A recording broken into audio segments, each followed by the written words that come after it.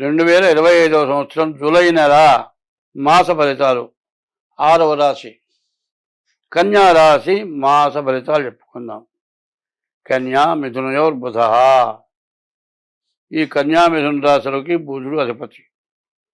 ఆ బుధుడు కర్కాటక రాశిలో ఏకాదశి స్థానంలో బాగున్నాడు. రవి దశమంలో బాగున్నాడు. శుక్రుడు నవమంలో లక్ష్మీ స్థానంలో స్వక్షేత్రంలో ఉన్నాడు. రాహు బాగున్నాడు. ఇప్పుడు ఉన్న లెక్కలో రాహువు, శుక్రుడు, రవి, బుధుడు 4 గ్రహాలు బాగున్నాయి. దాదాపుగా చెప్పాలంటే 8 గ్రహాలు, 4 గ్రహాలు పూర్తిగా బాగున్నాయి. ఈ 4 గ్రహాలు బాగున్నాయంటే దీంతో సరిపోదు. మరి డేట్ ఆఫ్ బర్త్ ద్వారా ముందు జాతకం చూపించుకోక తప్పదు. ఎందుకంటే జాతక రీత్యా, గ్రహచార రీత్యా ఎట్లా ఉందో చూసుకోవడం చాలా అవసరం. అట్లా చూడకపోతే రేపు పొద్దున ఎటువంటి సమస్య వచ్చినా కూడా ఇబ్బంది పడాల్సి వస్తుంది. ఇప్పుడు ఒకటే చెబుతున్నా, ఒక సూర్యుడు సమస్త జీవులకు తాను ఒక్కొక్కడై తోచు. సూర్యుడు ప్రపంచ దేశాలన్నిటికీ కూడా సూర్యుడు మాత్రం ఒక్కడే. మరి వెస్ట్ ఇండీస్ అంటారండి. మన ఇండియాకి అడుగు భాగంలో ఉంది వెస్ట్ ఇండీస్. అక్కడ కనబడే సూర్యుడు, ఇక్కడ కనబడే సూర్యుడు, ప్రతి చోట కనబడే సూర్యుడు ఒక్కడే. కాబట్టి ప్రతి వ్యక్తి కూడా, ప్రతి మతస్థుడు కూడా ఆ సూర్య చంద్రుని చూసే పండుగ చేస్తున్నారు. అట్లాగే ముందు సూర్య చంద్రుల్ని నమ్మటం అవసరం. సూర్య చంద్రుడికి నమస్కారం చేయడం చాలా అవసరం. మృతి మతస్థుడు సూర్య చంద్రులను చూసి నమస్కారం చేస్తాడు, సూర్య చంద్రులను బట్టే పండగ చేస్తాడు, నా మతం వేరు అనుకుంటాడు. ఎవరి మతమైనా మనుగడ నేర్పేది, మనిషిగా బతకగలిగేది, ఒకళ్ళతో ఒకళ్ళు సంప్రదింపులతో బతికేది, ఇదంతా మనుగడ నేర్పేది మతం. బతకటం నేర్పేది మతం. కాబట్టి ఏ మతాన్ని మనం ఎవరం ఏమంటానికి వీల్లేదు. అన్ని మతాలు కూడా మంచి నేర్పుతాయి.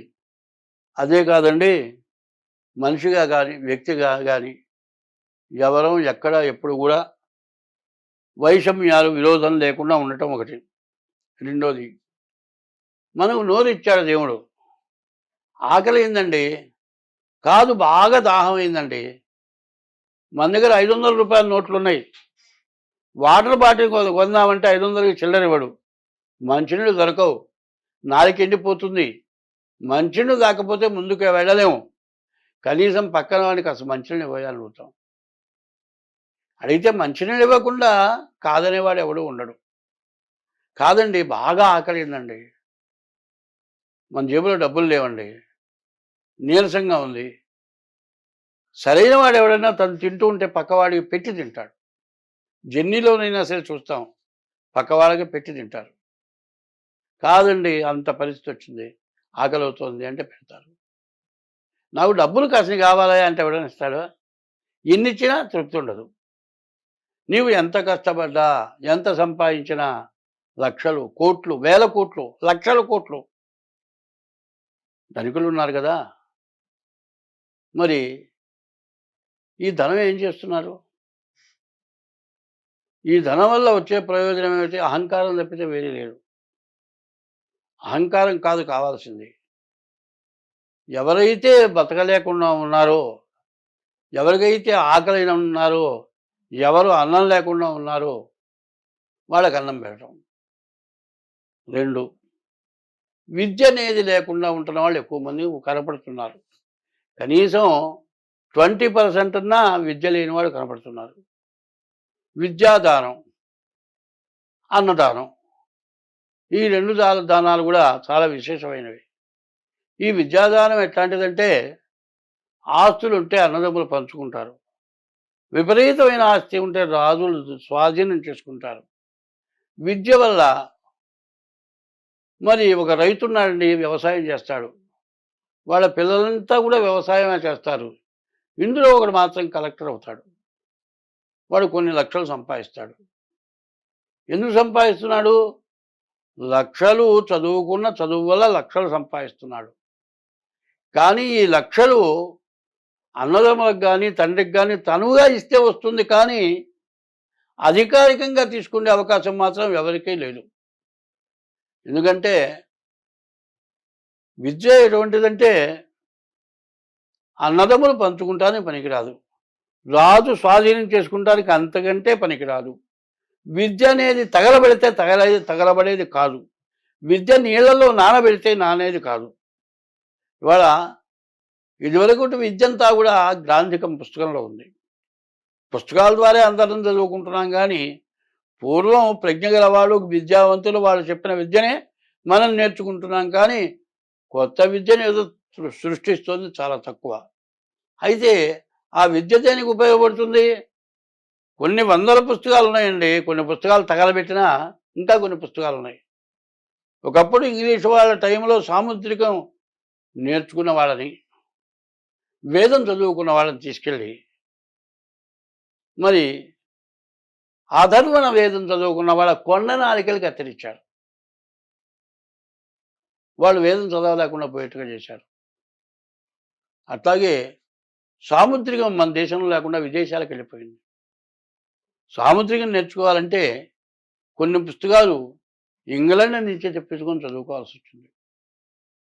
మరి ఎక్కడ ఉన్నా విద్య విస్తారంగా వచ్చేదే కానీ అక్కడ ఆగేది కాదు. కారణం ఏంటంటే చదువుకున్నవాడు విద్య గలవాడు ఎవడైనా సరే ఇంకోడు నా అంతవాడు కావాలని కోరుకుంటాడు.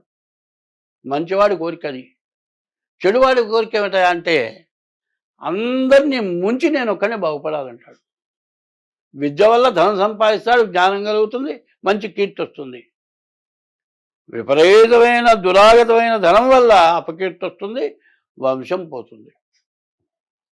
ఇది ధర్మంలో చెప్పిన మాటలు. కాబట్టి ఇప్పుడు వస్తున్న పరిస్థితుల్లో బ్రహ్మంగారు చెప్పిన కాలజ్ఞానం ప్రకారం 2028 వచ్చేటప్పటికల్లా చాలా రకాలైనటువంటి సమస్యలు పెరుగుతూ ఉన్నాయి. ఈ పెరగటం చేత ప్రతివాళ్ళు కూడా జాగ్రత్త పడటం అవసరం. అయితే ఈ కన్యారాశి వాళ్ళకి రాహు, శుక్రుడు, బుధుడు, రవి ఈ 4 గ్రహాలు పూర్తిగా బాగున్నాయి. అయితే డేట్ ఆఫ్ బర్త్ ద్వారా కూడా జాతకం చూపించుకోవడం అవసరం. ఎందుకంటే ఇంత వివరంగా చెప్పే కారణం ఏంటంటే జ్వరం వచ్చిందండి, వేడి వల్ల వచ్చిందా, జలుబు వల్ల వచ్చిందా, అజీర్తి వల్ల వచ్చిందా అనే దాని ద్వారా రక్త పరీక్ష లేకుండా ముందు మందులు వాడతాడు. ఆ మందులు తగ్గకపోతే రక్త పరీక్ష చేస్తాడు. అది ఎట్లాగో మన గ్రహస్థితి కూడా అట్లాంటిదే. ప్రతి వాళ్ళకి కూడా కుజకేతువులు పూర్తిగా బాగుండటం లేదు. ఈ కుజకేతువులు బాగుండకపోవటం వల్ల దేశమంతా కూడా అల్లకల్లోలం అయిపోవటానికి చాలా అవకాశం కనబడుతుంది. కంచి స్వామివారు, చంద్రశేఖరేంద్ర సరస్వతి స్వామివారు ఆయన నడిచే దేవుడు అనిపించుకున్నారు. ఇక్కడ కూర్చొని ఎక్కడిదో చెప్పారు. మరి ఆయన తర్వాత 2, 3, 4వ పీఠాధిపతి ఇప్పుడు కొత్తగా ఇచ్చారు. సత్య చంద్రశేఖరేంద్ర సరస్వతి స్వామి అని పేరు పెట్టారు. అట్లాంటి పేరు అందరికీ రాదు, ఎందుకంటే ఆయన నడిచే దేవుడు. ఇవాళకి కూడా ఆ పరంపరలో మంత్రాలు అనుష్ఠానం చేసి ఇవాళ మంచి జ్ఞానం కలిగి ఇన్ని సంవత్సరాలు జీవించి కూడా మరి భగవంతుణ్ణి ఒక మంత్రానుష్ఠానాన్ని కొన్ని కోట్లు చేసుకొని ఇంకా అంటే జీవితం అంటూ ఉంటే మంచి జీవితం రావాలి, లేకపోతే మళ్ళీ జన్మొద్దు అనే కోరికతో చెప్పేదే జ్యోతిష్యం. కాబట్టి ఇటువంటి జ్యోతిష్యాన్ని నమ్ముకోవాలి. పుస్తకాలు చూసి చదివి నేను జ్యోతిష్యం చెబుతాను అంటే అది చెప్పడం కష్టం. ఇప్పుడు నేను మాట్లాడుతున్నాను, ఇంతసేపు ఇన్ని రకాలుగా మాట్లాడుతున్నాను, ఎవరిని నేను విమర్శించడం కాదు. ఎంఏ పిహెచ్డీ ఉన్నారు. ఏదైనా మాట్లాడాలంటే ఒక కాగితం మీద, చిన్న కాగితం మీద కొన్ని పదాలు రాసుకుంటారు కొన్ని విషయాల గురించి. ఒకటి తర్వాత ఒకటి మాట్లాడుతూ కూడా అట్లా తౌడుకోవడం జరుగుతుంది. అట్లా తౌడుకోకుండా రావాలంటే దైవబలం కావాలి. ఎందుకంటే ఇటువంటి దైవబలం రావాలి అంటే మరి ఓ చోట విద్యా వాచస్పతి అని ఎప్పుడో చిన్నప్పుడు పెట్టారు ఆ పేరు. ఎందుకంటే స్కూల్లో చదువుకునే రోజుల్లోనే పెట్టారు ఈ పేరు. మా గురువు గారు విద్యా వాచస్పతి అన్నారు. మరి వాక్కు అనేది నాలుక మీద సరస్వతి తాండవిస్తేనే మనకు మాటలు వస్తాయి, మాట్లాడగలుగుతాం, చెప్పగలుగుతాం. చెప్పేది ప్రవర్తన చేసేటట్లుగా చెప్పగలుగుతాం. కాబట్టి ఈ రాశి వాళ్ళు కూడా చెప్పాలంటే రవి, రాహువు, శుక్రుడు, బుధుడు. బుధుడు 11 ఉన్నాడు, వ్యాపారం బాగా సాగుతుంది.